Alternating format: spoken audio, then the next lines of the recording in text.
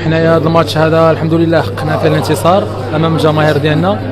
باقي مباراه العوده ان شاء الله غادي نخدموا عليها ان شاء الله في هذا السومين هذه ان شاء الله، ونحاولوا ان شاء الله نمشيو من تما نجيبوا التعاون ان شاء الله. والحمد لله على هذه النتيجه ديال اليوم. بالنسبه لنا الشوط الاول سالهنا، كنا تنطمحوا انه ما يتسجلش علينا هنايا ونحاولوا نسجلوا اكثر عدد من الاهداف.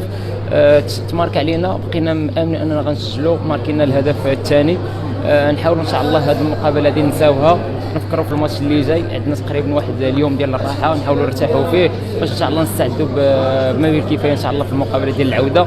وان شاء الله لماذا اننا نجيبوا الكاس ملي ان شاء الله لهاد الجماهير اللي متعطشه ان شاء الله لهاد اللقب لاول عام تيكون فيه، تنتمنى نهديو لهم ان شاء الله.